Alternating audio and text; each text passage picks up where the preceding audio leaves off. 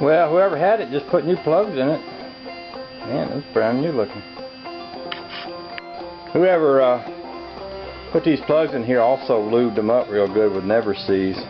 That's a good thing too, because on these aluminum heads it's probably not too hard to strip the threads out on them. So somebody was taking good care of it. Alrighty then, I vacuumed out my plug holes, took the plugs out of it.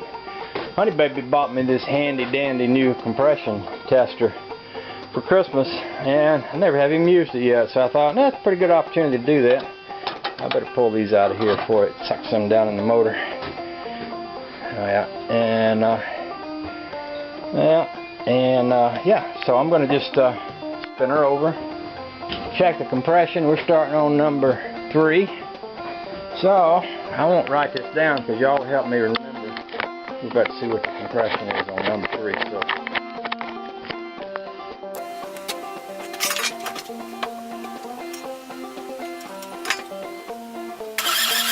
Well, I just destroyed my theory about this engine. I was talking about it looked like it hadn't been apart before and it all looked real clean.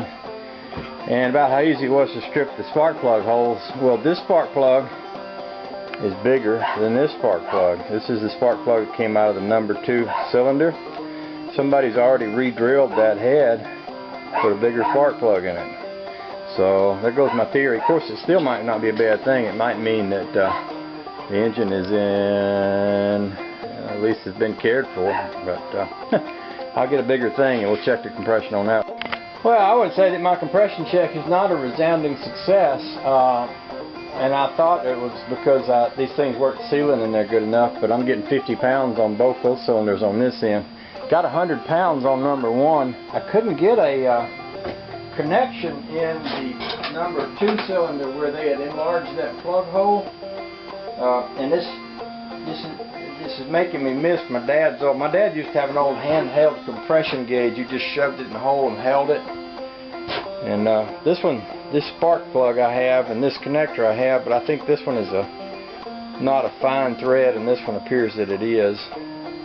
And I don't seem to have the right connector to get my fancy compression gauge hooked in there right. So, dang, I say. Well, I'm thinking about where both of those cylinders seem to have lower compression than at least the one that I could check on that other end. Is I might have a head gasket leaking on that end. And you know, I've got some thoughts in me about taking that old motor apart. Just you know, I'd love to put some better pistons in it, some new jugs, get a couple of those high compression dual port heads back there and rebuild them. That may be where I wind up going with this, rather than sticking it in Honey Baby's car. I may just kind of leave it as it is and start gathering parts for a kind of a mild rebuild. I'm still curious to put an oil pressure gauge to it. I wonder if I could turn it over fast enough to see what kind of oil pressure it's got, because that would tell me a good bit about the what kind of shape the mains and rod bearings and all are in. I'm going to contemplate all this stuff.